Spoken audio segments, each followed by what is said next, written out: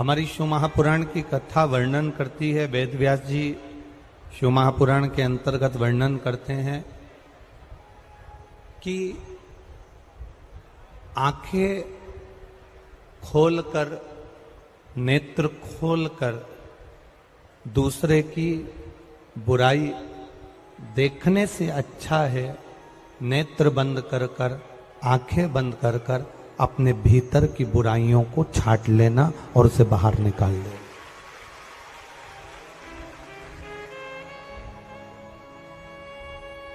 हम नेत्र खोलकर, आंखें खोलकर दूसरे की बुराई तो देख लेते हैं, दूसरों में बुराइयां तो छांट लेते हैं, दूसरे में बुराइयां तो हम देख लेते हैं। एलईडियां चालू करवाओ भाई, उधर की एलईडियां चालू करवाइए।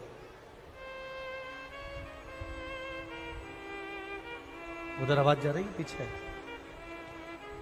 एलईडियां चालू करवा दीजिए।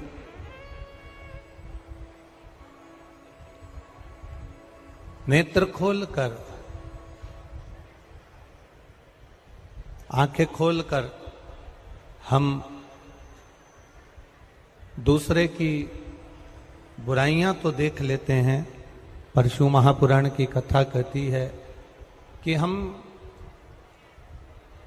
नेत्र बंद कर कर, आंखें बंद कर कर अपने भीतर जो बुराइयां छुपी होती हैं उसको भी निकालने का प्रयास करें, जिससे ये बुराई निकलेगी तो अच्छाई हमारे भीतर प्रवेश करेगी। जन्म ले लेना एक अलग विषय है कि हम आ गए, जन्म ले लिया मृत्यु लोक में। ऐसा नहीं है कि आप 84 लाख योनियां काटने के बाद वापिस मानव के शरीर में आ सकते हो। पर शिव महापुराण की कथा कहती है कि पुनरपि जननम पुनरपि मरणम, बार बार जन्म और मृत्यु के प्रपंच से जगत गुरु शंकराचार्य जी कहते हैं इस जन्म और मृत्यु के प्रपंच से कब तक बाहर ना आएंगे।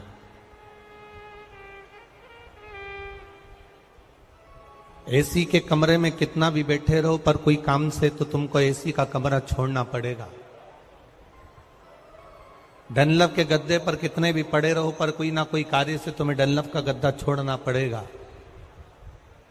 घर के अंदर कितना भी पड़े रहो, पर किसी न किसी कार्य से घर के बाहर निकलना पड़ेगा। उसी तरह संसार सागर में अगर जन्म लिया है तो मरने से पहले राम का नाम लेना तो पड़ेगा। मृत्यु के पहले भगवान का स्मरण हमें करना है। आज बड़ा विचित्र समय चल रहा है।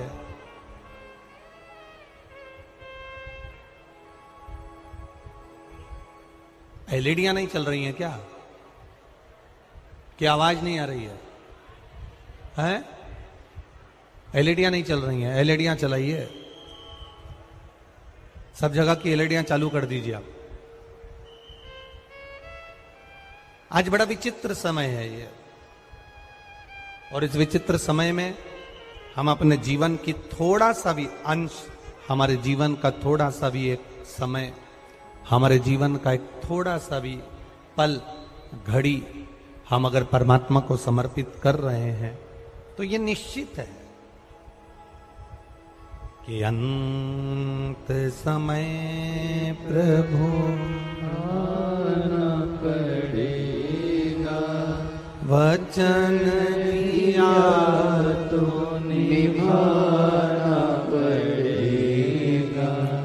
आए ना आए प्रभु कुटुंब कबीरा, अंत समय प्रभु आना पड़ेगा, वचन दिया तो निभाना पड़ेगा।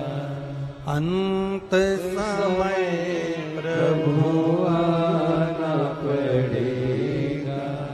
अगर कोई अंतिम बिंदु में ना आएगा तो तुमने जो देवाधिदेव महादेव को एक लोटा जल चढ़ाया है, तुमने जो भगवान शिव की आराधना करी है, तुमने जो राम नाम, कृष्ण नाम, शिव नाम, भगवान की अविरल भक्ति को धारण करा है, ये निश्चित है कि कोई आएगा ना आएगा, पर तुम्हारे अंतिम क्षण में मेरा काल अधिपति महाकाल तुम्हारे पास में खड़ा मिलेगा, ये निश्चित था।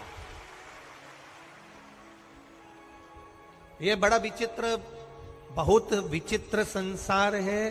संसार के लोग पाप करते हैं जवानी में। पाप कब करते हैं? जम के बोलो जरा, अच्छे से बोलो, और जम के बोलो जरा। पाप कब करते हैं? जवानी में। झूठ बोलेंगे जवानी में, छल करेंगे जवानी में, भोग विलास करेंगे जवानी में, अपशब्द बोलेंगे जवानी में, आड़ा टेढ़ा कर्म करेंगे जवानी में। दुनिया के लोग पाप करते हैं जवानी में, और दुनिया के लोग पुण्य करते हैं बुढ़ापे में। अगर पाप जवानी में कर रहे हो और पुण्य बुढ़ापे में कर रहे हो, तो ये श्रेष्ठ रीति नहीं है, ये श्रेष्ठ नीति नहीं है। हमारे यहाँ शिव महापुराण की कथा कहती है, अगर मान लो तुम्हारे कपड़े पर चाय अभी गिरी और इसको तुम 3 महीने बाद धोगे, तो चाय का दाग रहेगा कि नहीं रहेगा? अरे बोलो तो, रहेगा ना। और अगर वो चाय तुम्हारे कपड़े पर गिरी और तुमने जबी की जबी धो लिया, तो दाग रहेगा क्या?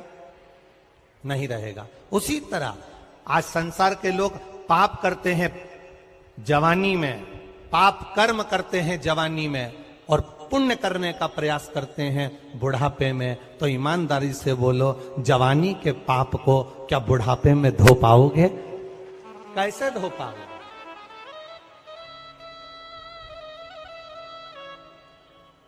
गलत काम अभी कर रहे हो, छल अभी कर रहे हो, बेईमानी अभी कर रहे हो, कपट अभी कर रहे हो।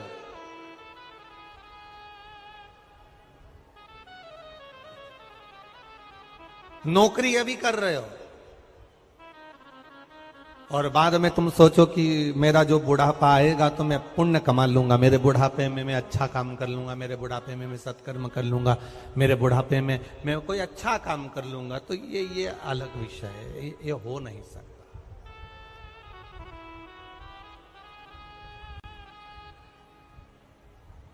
हरियाणा की बहनों ने एक सुंदर भजन गाया है कि भजन कर भरी जवानी में बुढ़ापा किसने देखा।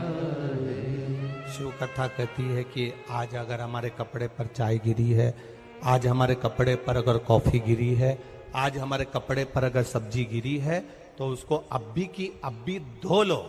अभी की अभी धो लोगे तो बाद में दाग नहीं रहेगा।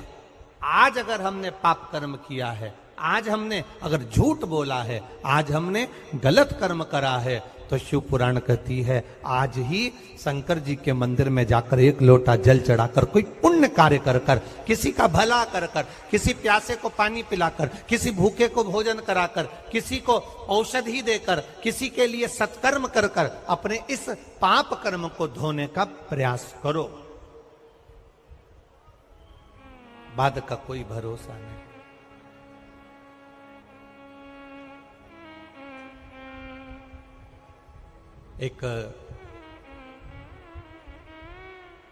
एक बार माता पार्वती जी ने शिव जी से कहा, प्रभु मेरा मन करता है, मेरा चित्त करता है,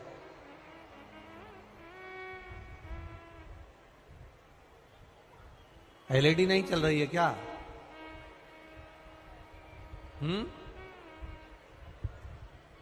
एक कार्यकर्ता पीछे जाकर जरा पूछ के आओ क्या तकलीफ है जरा सा।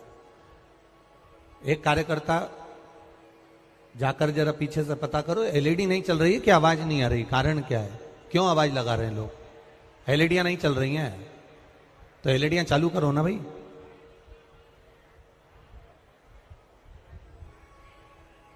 शिव कथा कह रही है,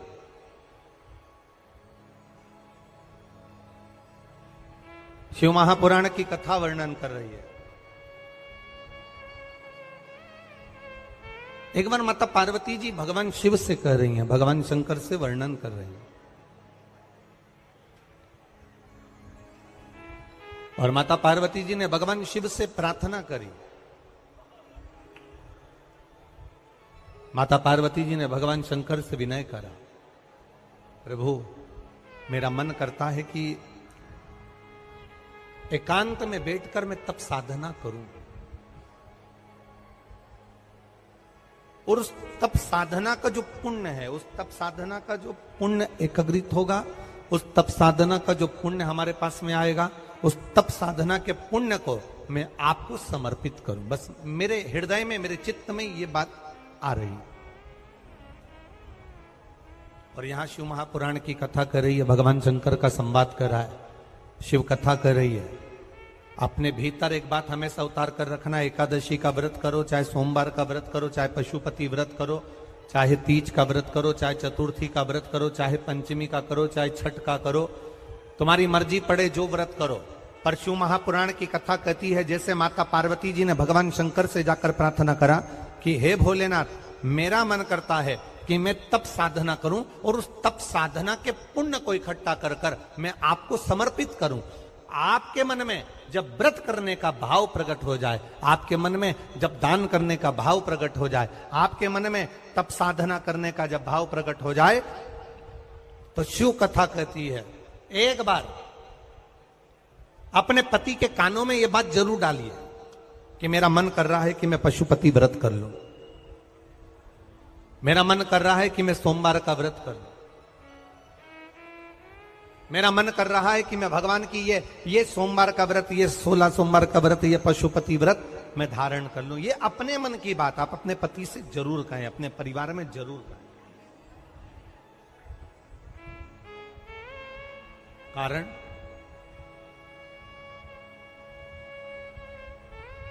शिव महापुराण की कथा कहती है आपका किया गया उपवास,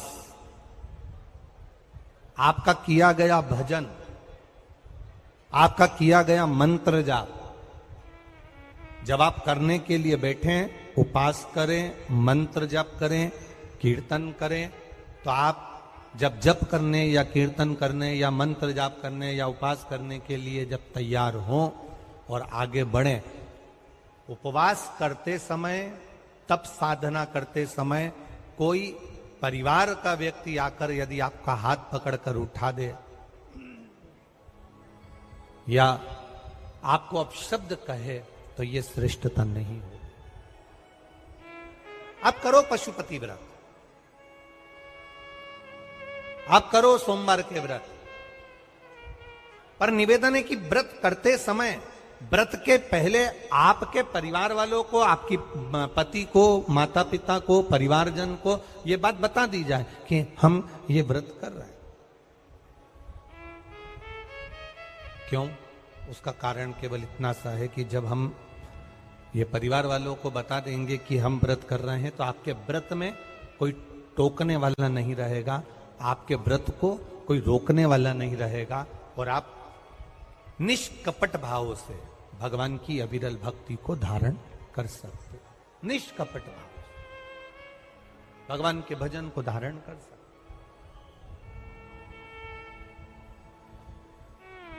कितना सुंदर वर्णन किया गया है महामृत्युंजय मंत्र का। यदि हम किसी ब्राह्मण से अनुष्ठान करवा रहे हैं,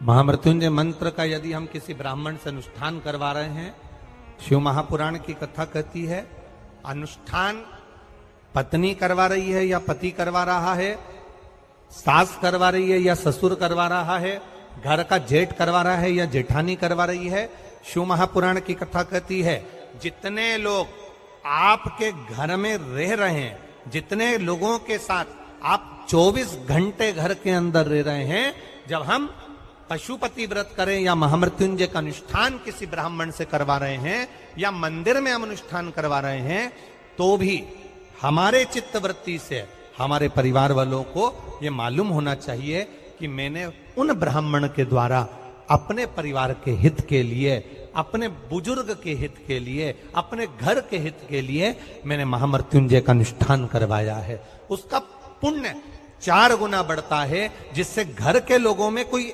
विस्मयता उत्पन्न ना हो।